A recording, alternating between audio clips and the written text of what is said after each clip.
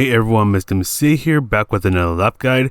This time we're at Northern Isle and we're in the Dodge Charger SRT Hellcat. However, we are on the comfort medium tires, so you're going to need to be pretty careful with your inputs to make sure that you don't spin out. But let's go ahead and get started with the lap guide, where this is a pretty strange one. So I want to show you the things that I'm doing throughout this session, and then eventually I'll show you my best lap. So in terms of braking, you want to use at most 25% of your braking power, and you're only going to be using that much for a brief moment because you don't want to scrub off too much speed. Another thing is that handbrake is enabled, and you can use it to try to get the car to turn in a bit more. Especially if you're on a controller and you find the car a bit too understeery, the handbrake might come in useful for you. Another thing is that you want to be very careful with your throttle input. Don't forget, this car has over 700 horsepower and you're on the comfort medium tires, so it's going to be pretty easy to have the car step out on you. So throttle control is going to be especially important here to try to keep good control of your car. Now, I have seen some people use the traction control, and yeah, it's going to come in a bit useful here because of the car, how much power it has, and the fact that you're on the comfort medium tires.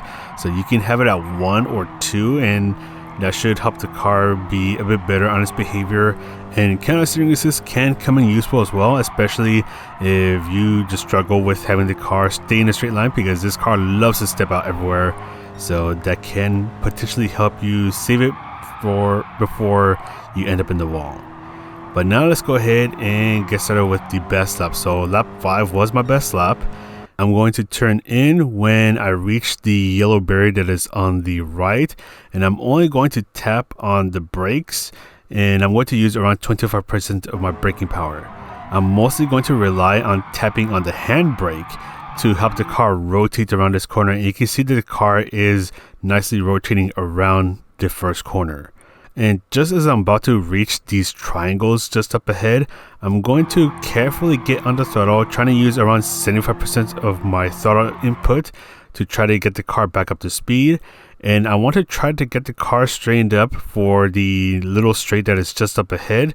That way, if I get the car straightened up, I can fully accelerate my way out. Now for the second and final turn, there are 2 writings on the ground. You want to use the second one as your braking and turning point. So just like the first turn, you're going to tap on the brakes, so using around 25% of your braking power, and you're going to tap on the handbrake to help the car turn in a bit more. Now, I like to use this yellow barrier on the right as kind of like my apex, and I want to be a bit more patient getting back on the throttle because, at least to me, it feels like the bank turn ends a bit earlier. So I want to try to get the car straightened up a bit earlier and be a bit more careful with my throttle input. So once I know I have the car pointing towards the start finish line, I can then go ahead and fully accelerate my way out. So we'll go through this again, but this time I'm not going to stop the video. So use the yellow barrier on the right as my braking and turning point. Quick dab on the brakes, tap on the handbrakes to help the car rotate around this corner. Do not hold on the handbrake, otherwise you do risk having the car step out too much. And once again, quick tap on the brakes and just little taps on the handbrake, and just be nice and patient getting back on the throttle to make sure that the car stays on its best behavior and finish your lap. So we'll take it to the bumper cam for this final section of the video. So once again, tap on the brakes, quick tap on the brakes, and then tap on the handbrake to help the car rotate around this corner a bit better. Nice and careful getting back on the throttle, just trying to get the car pointing towards the next section of the track, and go ahead and repeat that for this next turn, but you want to be a little more patient getting back on the throttle. And that's pretty much it for this lap. So with this, I got an 18.900, a really short lap time challenge, probably the shortest one that we'll ever have. But that's going to be it for me.